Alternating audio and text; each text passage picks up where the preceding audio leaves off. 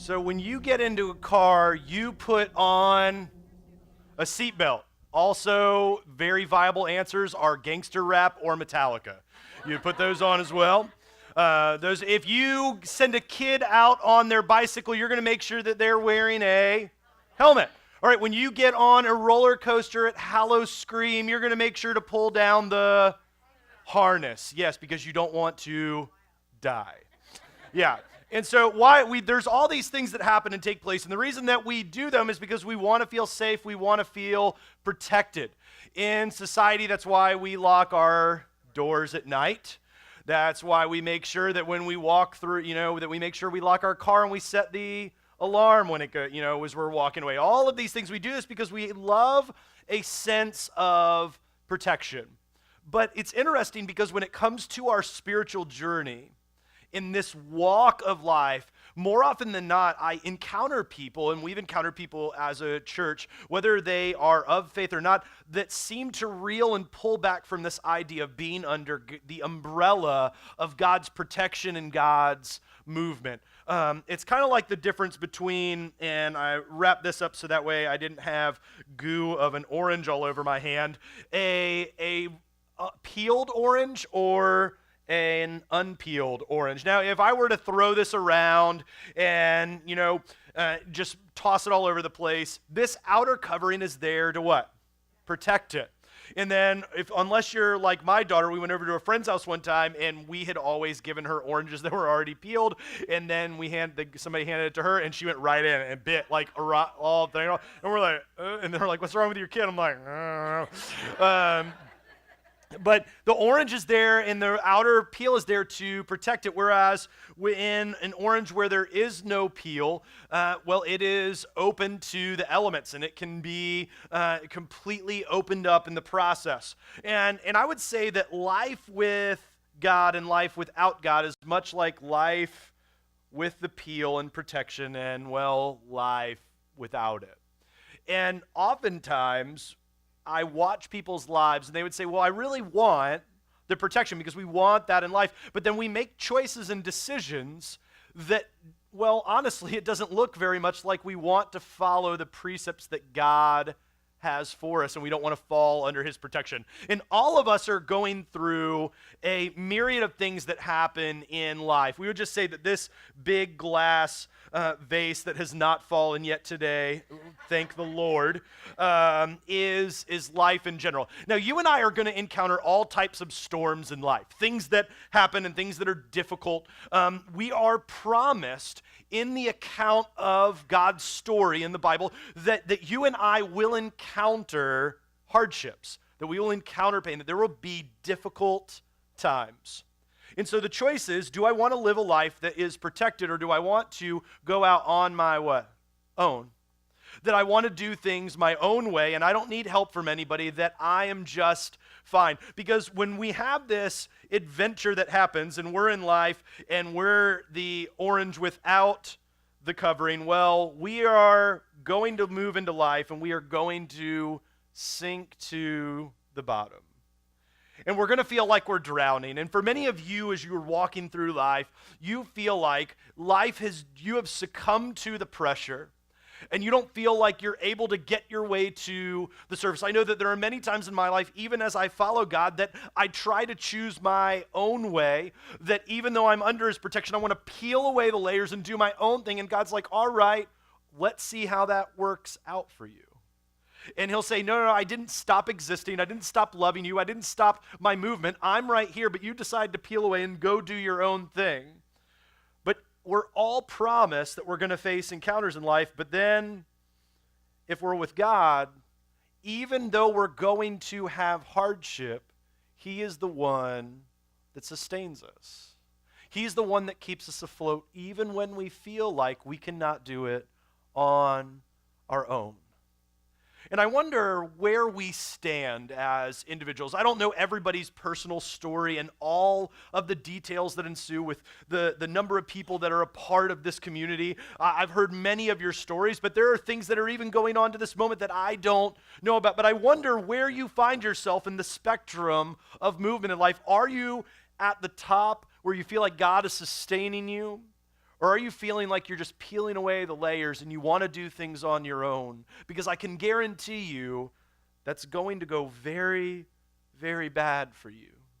I've watched it in my own life. I've watched it in other people's lives. And we've been looking in this series, Culture Shift, at a guy by the name of Daniel. And Daniel has been ripped out of his homeland and taken into slavery. And he and his friends and the rest of the nation have been brought to Babylon, where they are moving through life basically at the beckoning call of the Babylonians. And they're moving through this, and they don't know what to do, and everything that they know has been decimated. And Daniel continues time after time to stand firm. You see, Daniel has chosen that he wants to rise to the top and be under the protection of God.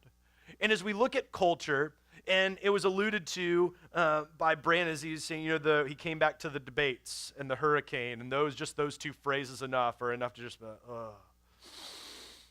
But we look around at culture, and in our culture, we're looking at the debate stage and the political climate, and we look at racial tensions, and we look at all these things that are building up and moving through, and we just go, what is happening? And how can we as believers set a change and a shift in culture that we can be ones that not only rise to the top, but that other people will look at one another and look at us and go, there's something different about your life in the way that you stand for God, and I want to be a part of that. And if you don't know God tonight and you're still just wading into the waters of faith in the movement of the divine, I'm so glad that you're here, because we get to look at one of the strongest men in the account of the Bible and look at how he moved through life and how we can glean a better understanding how we exist in today from his example. And if you have a Bible, I'd love for you to turn over to Daniel chapter 6. It's in the Old Testament of the Bible. The Bible's broken up into Old and New Testament, and so if you're not familiar with your way around your Bible, just flip to the table of contents, find Old Testament, find Daniel, and then flip over till you find the larger numbers, find chapter 6, and in a little bit we're going to be in verse number 6 of chapter 6. And if you are like, man, I don't have a Bible, like we noted before, you can pick them up for free at the Get Connected table in the lobby. Again, there is no catch. We don't want your information. That's your new Bible to have. You can write in it. You can highlight in it. No, you're not going to catch on fire, get struck by lightning. We have that question a lot, like, I want to write my Bible, but I don't want God to not love me. God wants you to tear that Bible apart. Just do what you need to do. He wants you to get in there and just eat it up. And so, man, you're like, man, I don't really want to carry around another bulky thing. I have my phone. Download a Bible app. That's free. Just search Bible app in there and you can find the icon. Or you could search, we're a little biased, but we think the best thing you could do is download the Forefront Church app, and it has all the past series. You can get connected with small groups, keep up with what's going on. You'll get push notifications of things that are happening here around the church, and you can take notes each and every week, and everything that we're going to talk about is outlined there, and you can email them back to yourself and stay connected. And the reason that we give all these resources away for free is because we know that if you engage your faith on a deeper level, more than just this hour and change that we're together, and you do that consistently, that you're going to grow in your journey with God. And so please use these and let us know. Email us back through the mobile app or the website and let us know how these are helping you. As we get into this Daniel passage here in a second, we catch up with him as he is in exile.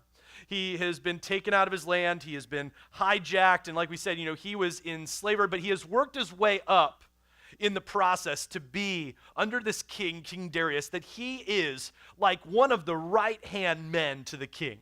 He, just because of his example, because of the way that he carried himself, and people were beginning to get jealous. Have you ever been around somebody that gets jealous of somebody else that's making it or doing something good? And everybody's like, I can't believe them. And they're like, and you can hear it in their voice. It's not that they're like, that the person doesn't deserve whatever they've gotten. They're just like, they want it for themselves. They want to be a part of that. And these guys, these leaders were looking at Daniel, they were like, he's not even one of us. He's one of these outsiders that was brought into our land, and yet Daniel has risen up, and he is beginning to be one of the right-hand men to the king, and these guys are not liking it, and they want to set him up for failure, and they want to see if they could figure out a way to have him killed because of his faith.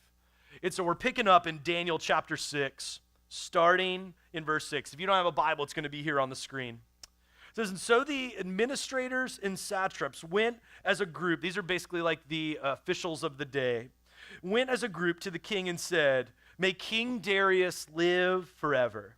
The royal administrators, prefects, satraps, advisors, and governors, all the officials, have all agreed that the king should issue an edict and enforce the decree that anyone that prays to any god or human being during the next 30 days, except for you, your majesty. I mean, this seems like it's unfolding like a Disney evil movie, like this, except for you, your majesty. And I'm waiting for like King Jafar to walk in at this point.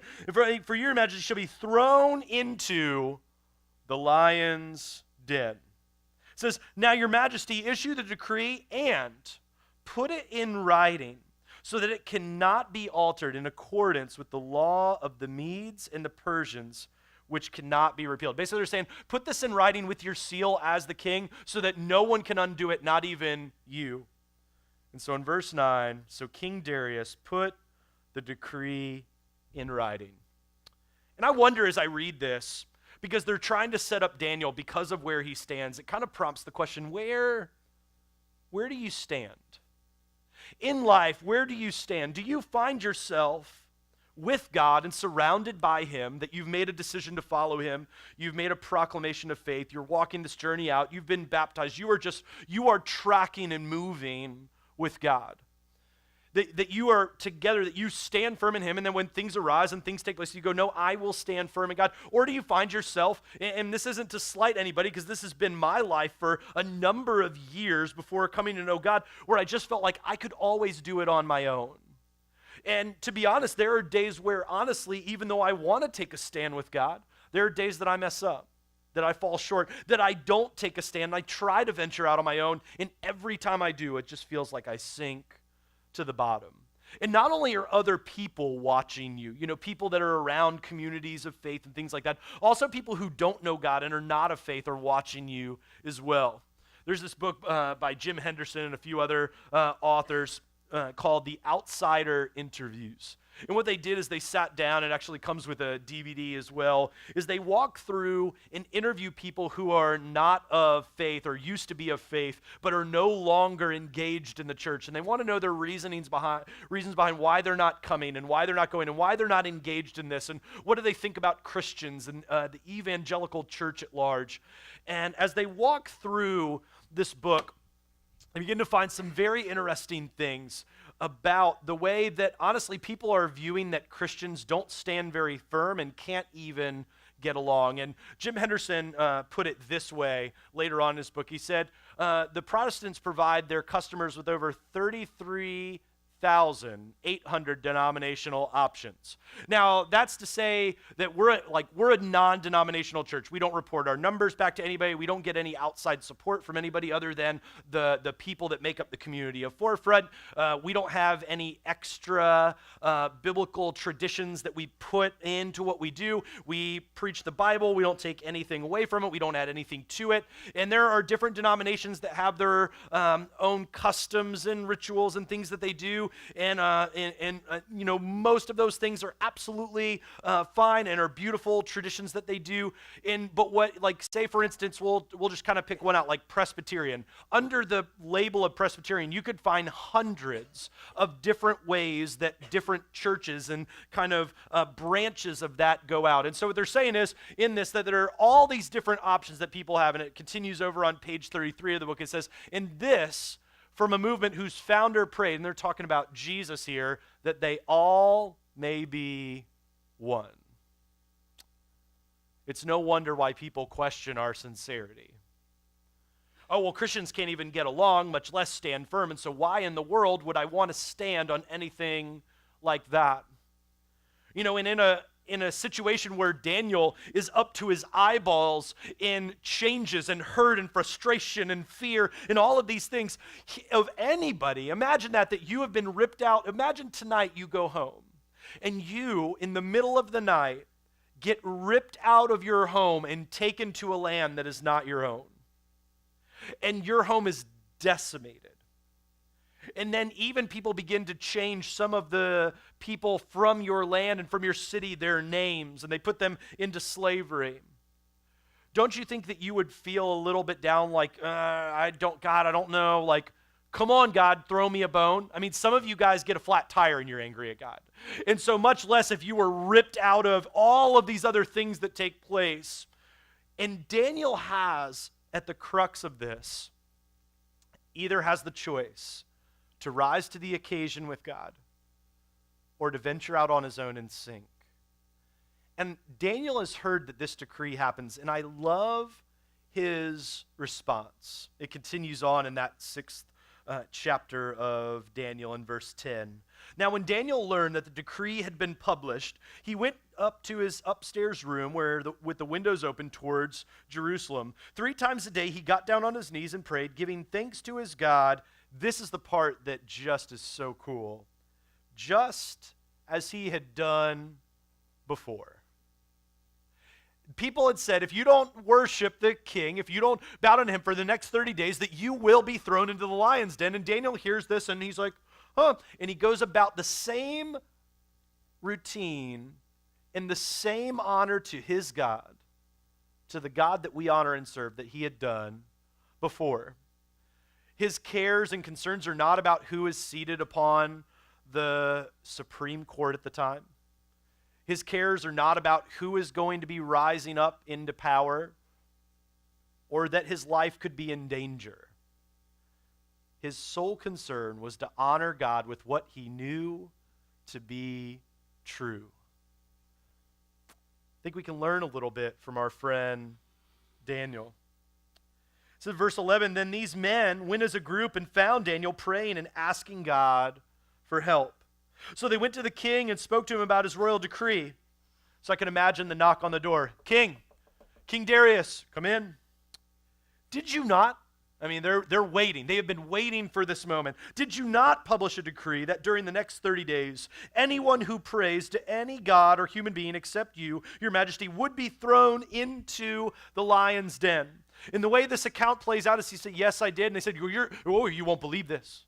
Your servant Daniel has been, the one that you cherish, the one that has risen up into power, he has been praying to his God 3 times a day and asking him for help. And it says that King Darius spent the next day trying to figure out, because he cared so deeply for Daniel, trying to figure out a way to undo what had been done.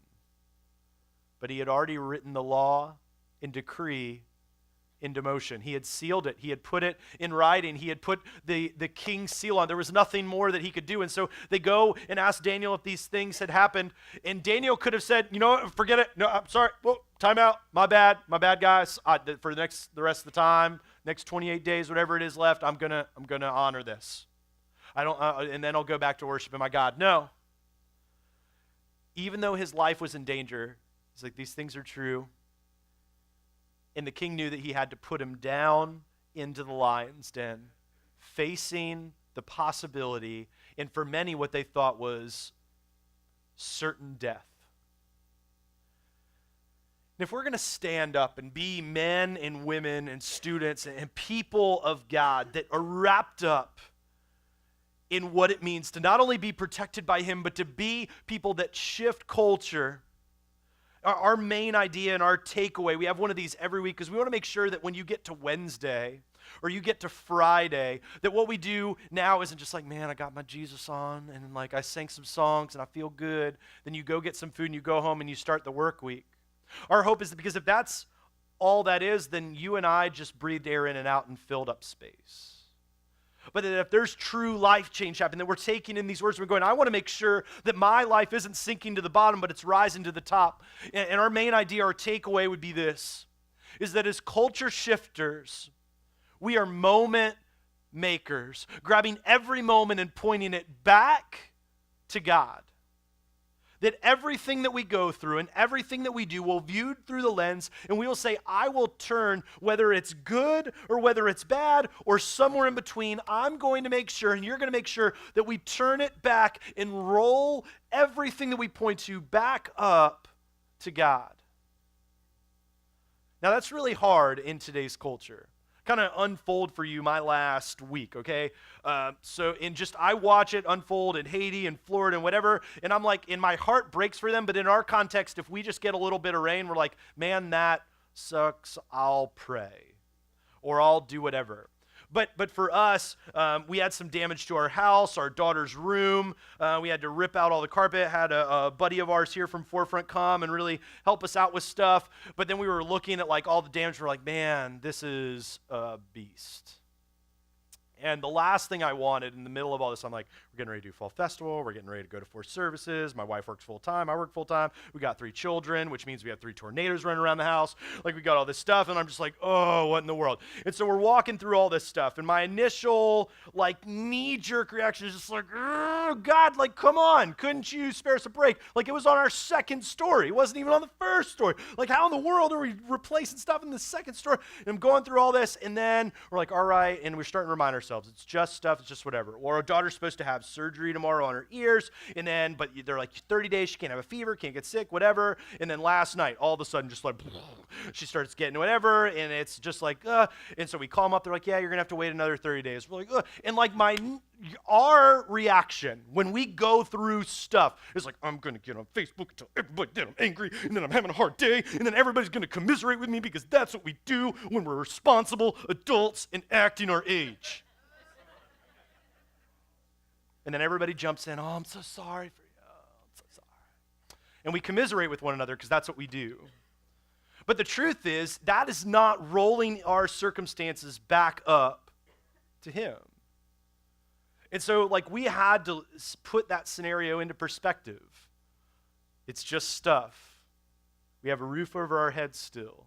Yes, our daughters, one is now moved to another room, and then the 2 moved their mattresses into our room, and so now it's like a camp we never wanted to go to till further notice. And so, like, and all this stuff, but it's like everybody's okay. We're able to drive our vehicles. We have food on the table. We have jobs that were able to sustain us. We're okay. And so we roll that back up to God. God, thank you for your provision. And yeah, she got sick before her surgery, but then it was like, we have insurance. She'll be eventually able to have it.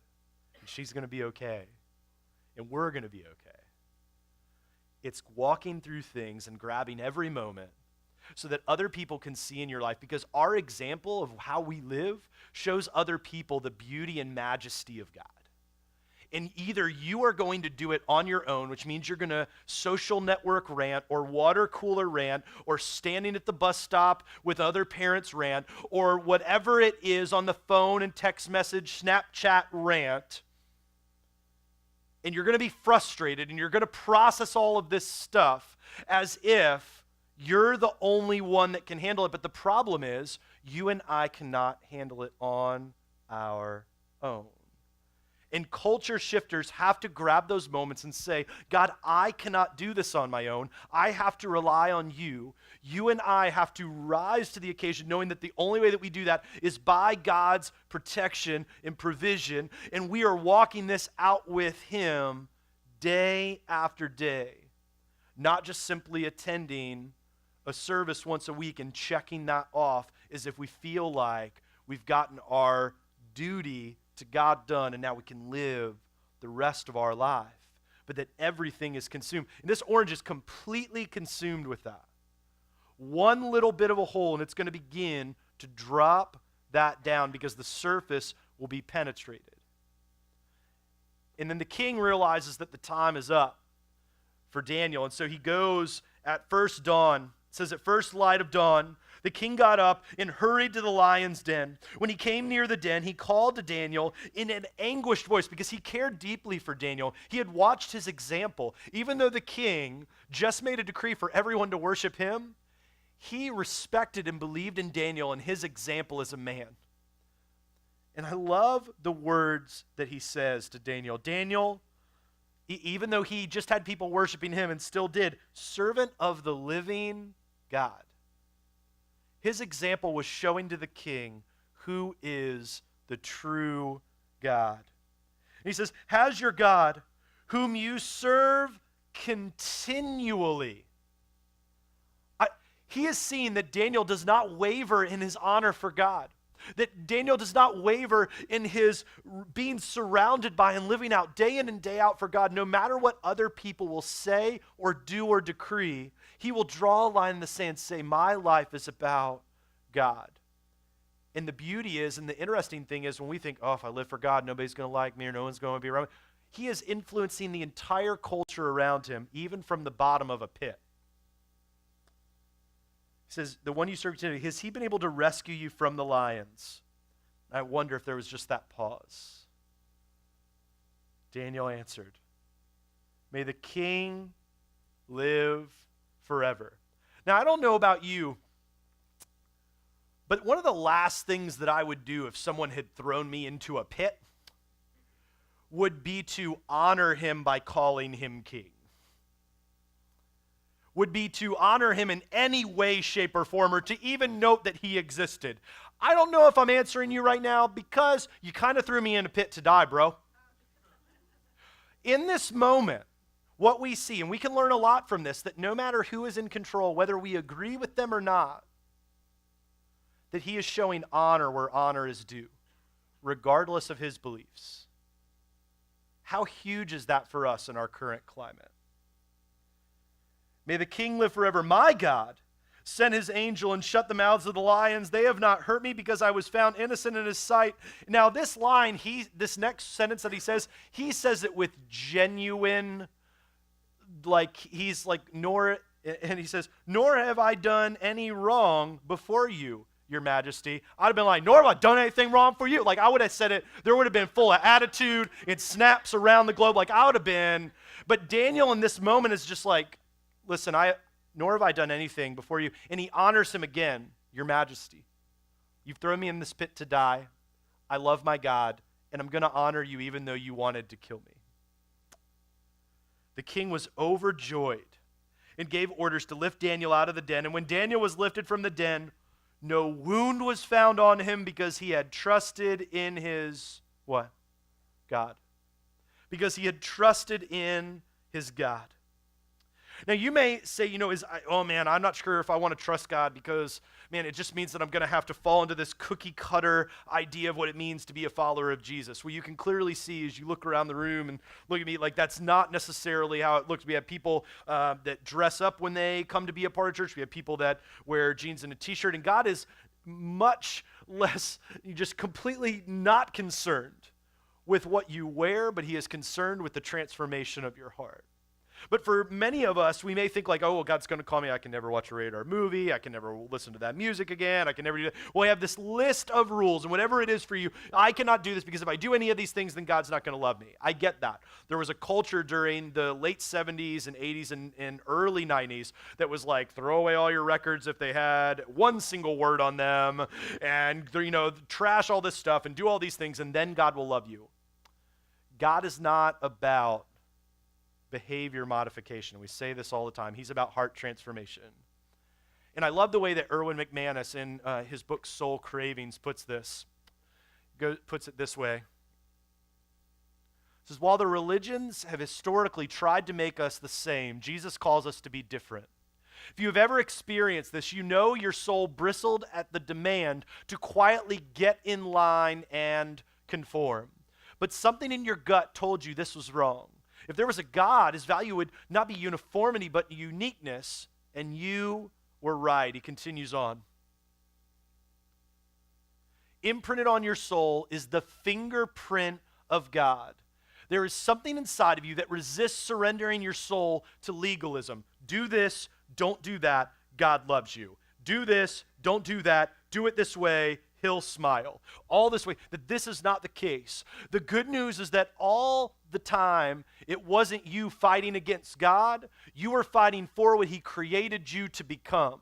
Unique and valued above all else, that he made you unlike anyone else. Even if you have an identical twin, you are made unique and designed by an amazing God creator that wanted you to have purpose and hope, and you have value, or else he wouldn't have created you. And I'm here to tell you tonight that, we've talked about this before, you have worth and value so deeply.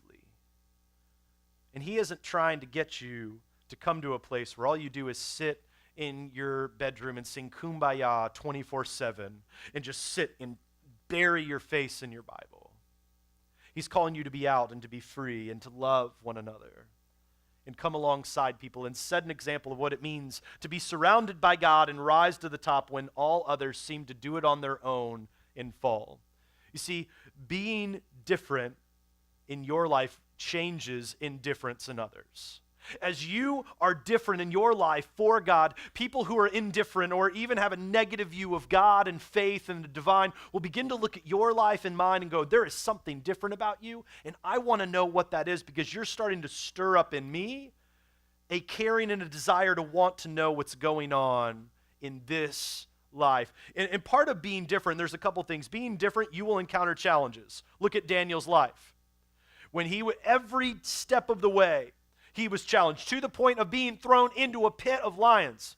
I'm not going to ask to raise your hand if you've ever been in a pit of lions because the answer to that is 0 of you, okay?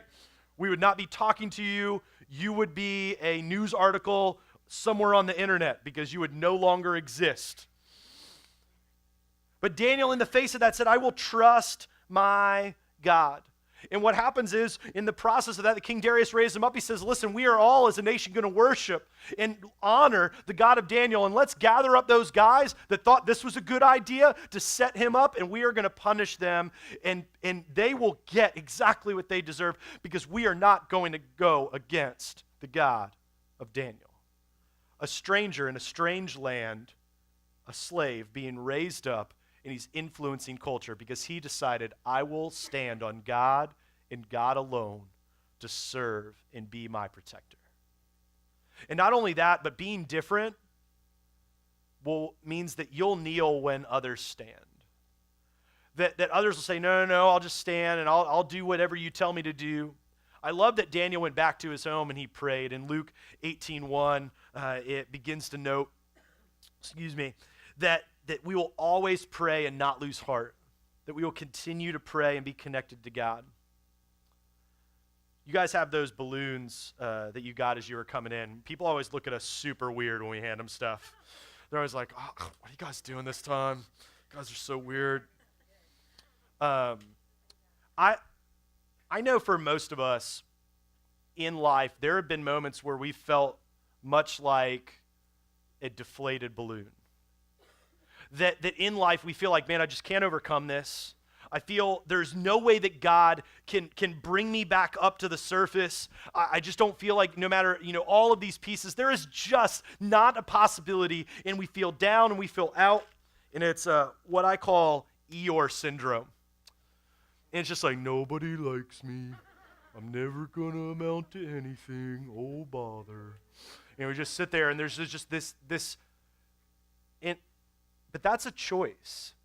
Here to here, this is a choice to either be alone or be connected to God. And there are many of us that we want to be connected to God, but we doubt that he can be the one that can bring us from this deflated, downtrodden Eeyore syndrome life into something great.